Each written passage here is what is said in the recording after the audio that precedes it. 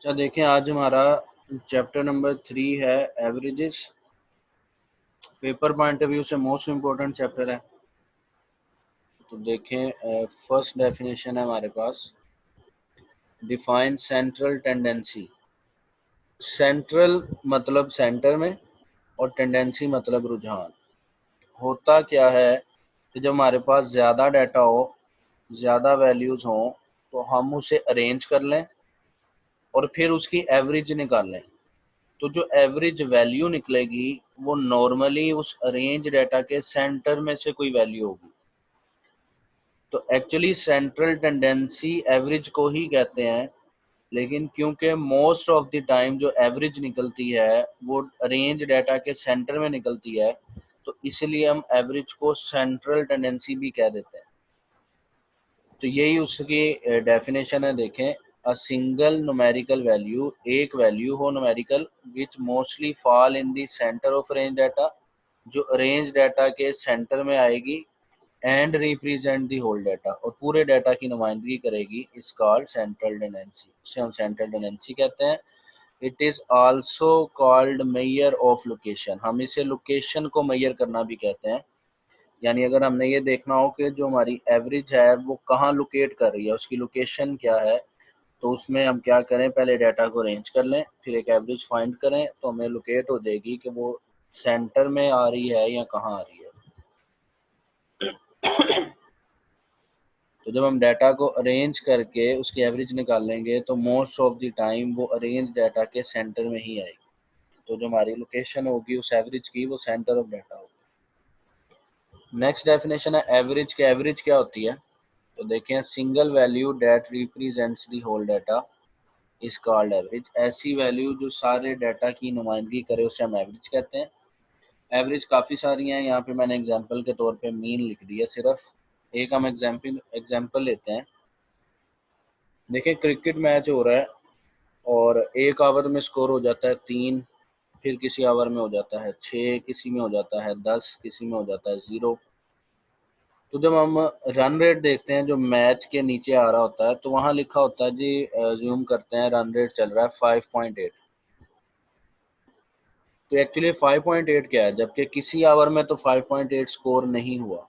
Actually ये वो average है जो पूरे डाटा को रिप्रेजेंट कर रही है, यानी हमें ये शो कर रही है कि ओवरऑल जो स्कोर हो रहा है वो तकरीबन 5.8 हर आवर में हो रहा है। जबकि एक्चुअली क्या है, किसी में 3 हो रहा है, किसी में 10 हो रहा है, किसी में 6 हो रहा है। लेकिन अगर हमने पूरे डाटा को एज अ होल देखना हो, तो पूरे डाटा के एक्चुअली क्या सिनेरियो चल रहा है, तो उसके लिए हम एवरेज यूज़ कर लेते हैं। तो देखें, हमारी जो एग्जांपल थी उसमें एवरेज रन रेट जो चल रहा था 5.8 था। उससे हमें अंदाज़ा हो जाता है कि भी तकरीबन जो टीम है वो इस रन रेट से स्कोर कर रही है। तो एवरेज इस तरह से हम यूज़ कर लेते हैं, जो पूरे डाटा की नुमाइंदगी करती है।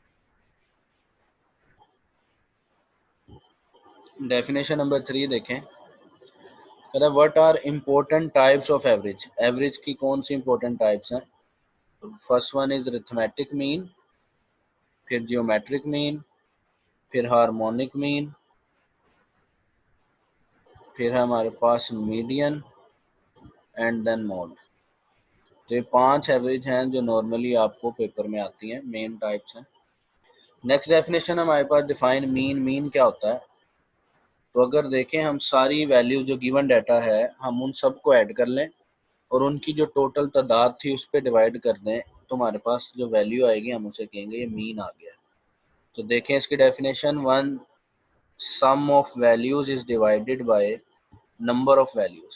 जब वैल्यूज का सम को डिवाइड करते हैं उसकी तादाद से, then it is called mean, तो हम इसे मीन कहते हैं। फिर हमारे पास question number 5, what is weighted arithmetic mean. Weighted arithmetic mean क्या होता है? वेटेड कहते हैं वेटेज को, अहमियत को। यानी अगर हम जो डाटा है उसको क्लासीफाई करने के दो तरीके होते हैं। पिछले चैप्टर की डेफिनेशंस में भी हमने पढ़ लिया था फ्रीक्वेंसी, यानी आप क्लासेस बना लें और फिर उसकी जो क्लासेस बनाएं वो फ्रीक्वेंसी के हिसाब से तकसीम कर लें, यानी किस क्लास में कितनी वैल्यूज आ रही हैं उसके हिसाब से हम क्लासेस बना लें। दूसरा तरीका क्या होता है, अगर हम नंबर ऑफ़ वैल्यूज़ को ना देखें, यानी फ्रीक्वेंसी को ना देखें और उनकी अहमियत वेटेज के लिहाज से क्लासेस बना लें, तो ये दूसरा तरीका होता है कोई डिस्ट्रीब्यूशन बनाने का। तो वेटेड अरिथमेटिक मीन क्या होगा? ऐसा मीन जो वेटेज के हिसाब से निकाला जाए, यानी फ्रीक्वेंसी की बजाय अहमियत के लिहाज से अगर क्लासेस हों, उसका जो मीन आएगा उसे हम कहेंगे वेटेड अरिथमेटिक मीन। तो देखिए, मैंने अरिथमेटिक मीन इज कैलकुलेटेड, जब अरिथमेटिक मीन कैलकुलेट किया जाए with respect to weightage of each item, हर आइटम की अहमियत के लिहाज से इस कॉल्ड वेटेड अरिथमेटिक मीन, तो हम उसे वेटेड अरिथमेटिक मीन कहते हैं। क्वेश्चन नंबर 6 है हमारे पास, what are advantages, merits, strength of mean, यानी मीन की क्वालिटीज क्या हैं, उसके फायदे क्या हैं। तो देखिए, number 1, it is easy to understand, इसको समझना आसान है। Number 2, it is easy to calculate, इसे कैलकुलेट करना आसान है, इसकी कैलकुलेशन ईजी होती है। It is used in further calculation like standard deviation, यानी ये मज़ीद आगे कैलकुलेशंस में यूज़ हो जाता है। It uses all values of given data, और ये ऐसी एवरेज है जिसमें गिवन डाटा की सारी वैल्यूज इस्तेमाल होती हैं।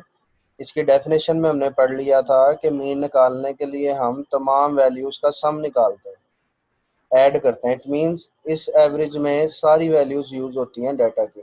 तो ये इसके फायदे हैं। क्वेश्चन नंबर 7 है, what are weakness, disadvantages and demerits of mean, यानी इसमें खामियां कौन सी हैं मीन की। तो देखिए, number 1, qualitative data can not be measured, यानी ऐसा डाटा जो नंबर्स में नहीं होता, क्वालिटी को शो करता है, उसके लिए मीन कैलकुलेट नहीं हो सकता।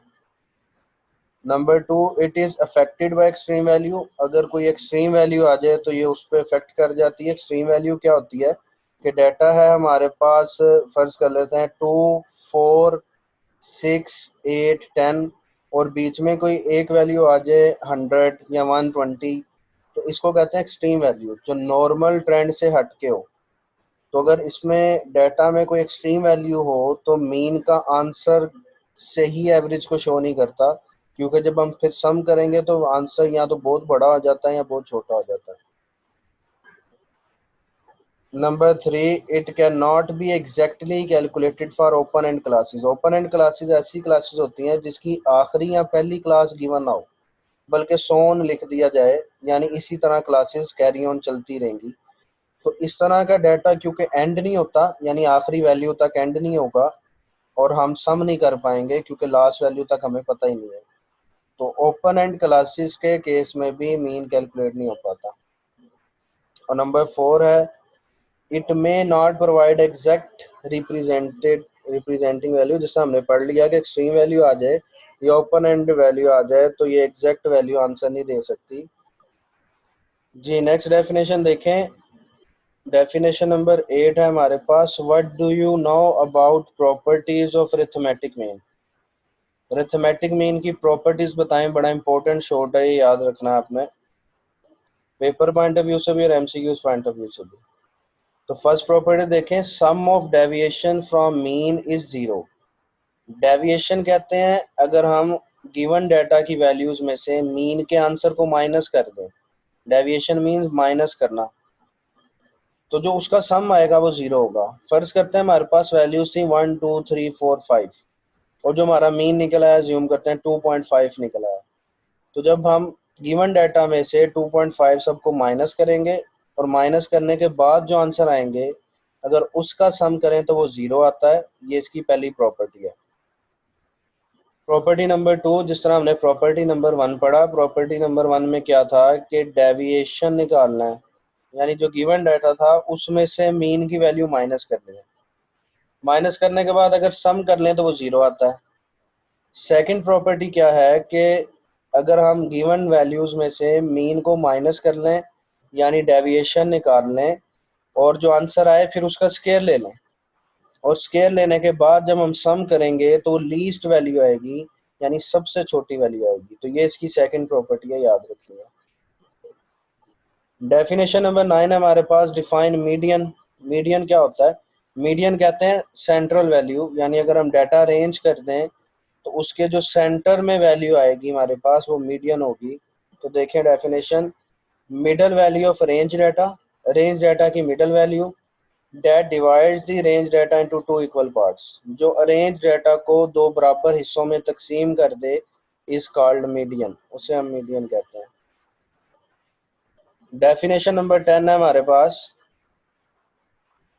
What are advantages, merits and strength of median. Median के फायदे बताएं क्या है। तो देखें, एक दो तो फायदे इसके वही हैं जो हमने मीन के पढ़े थे। जिस तरह देखें, it is easy to calculate and understand, इसको कैलकुलेट करना और समझना आसान है।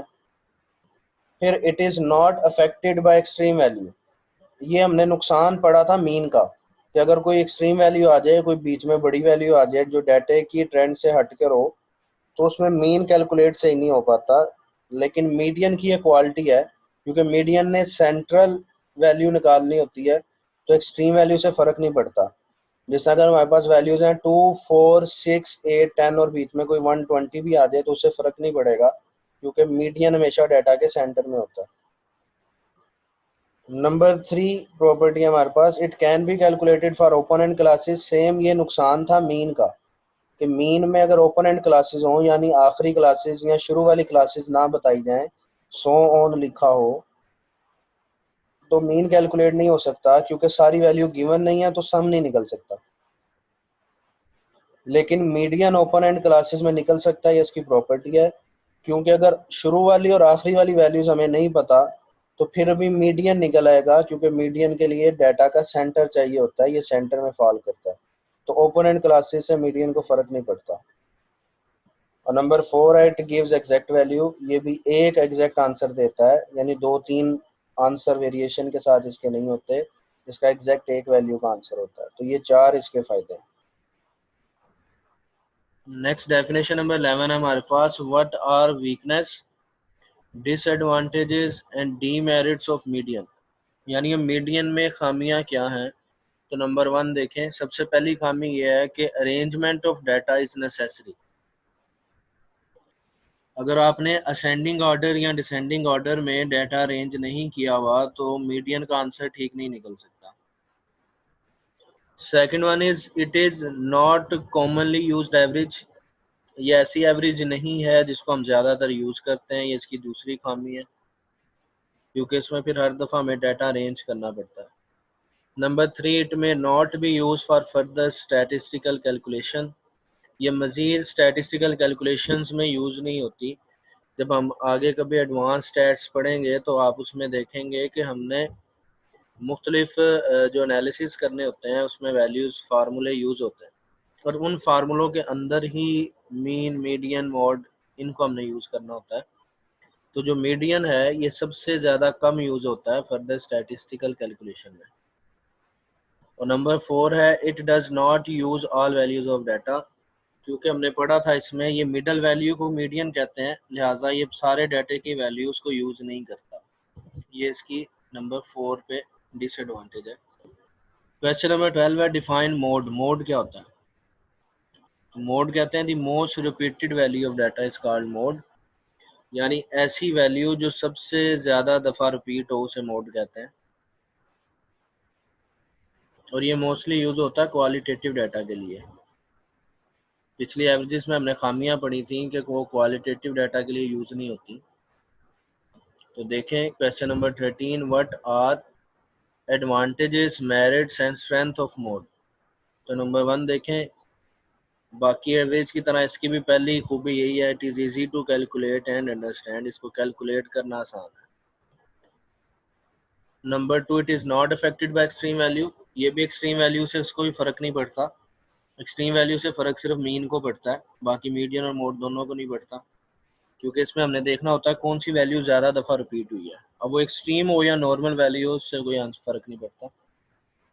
Number 3, it can be calculated for open end classes, ये भी ओपन एंड क्लासेस, यानी अगर आखिरी क्लास आपको नहीं पता तब भी ये कैलकुलेट हो सकता है। फिर वही बात, क्योंकि हमने इसमें रिपीटेड डाटा देखना होता है, कौन कितनी दफ़ा रिपीट हुआ है।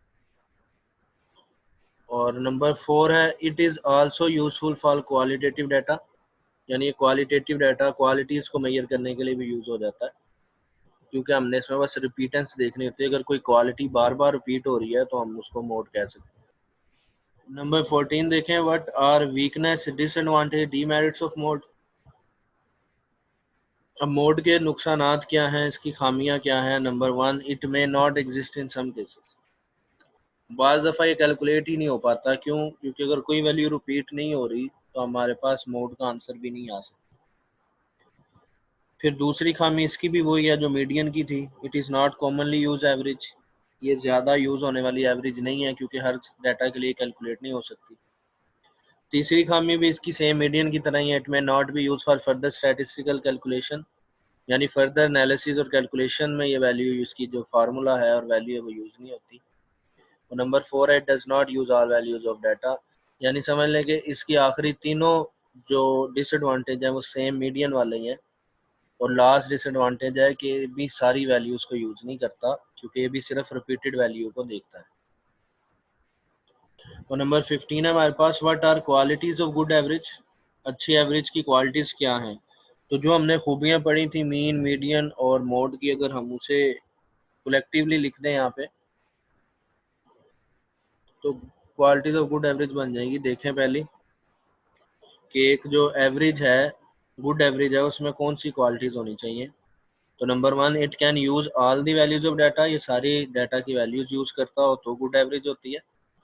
Number 2, it can be calculated in almost all cases, ये तकरीबन हर केस में कैलकुलेट की जा सके तो भी ये गुड एवरेज है। Number 3, it can not be affected by extreme value, ये एक्सट्रीम वैल्यू से अफेक्ट नहीं होनी चाहिए। और number 4, it can B use in further statistical calculation, ये मज़ीद कैलकुलेशन में यूज़ होनी चाहिए। तो इसकी जो क्वालिटी नंबर 1, 2 एंड 4 है, ये तीनों क्वालिटीज़ मीन की थी और यही वजह है कि हम ज़्यादातर मीन ही यूज़ करते हैं अपने स्टैटिस्टिकल कैलकुलेशंस में क्योंकि वो एक गुड एवरेज की क्वालिटीज़ को पूरा करती है।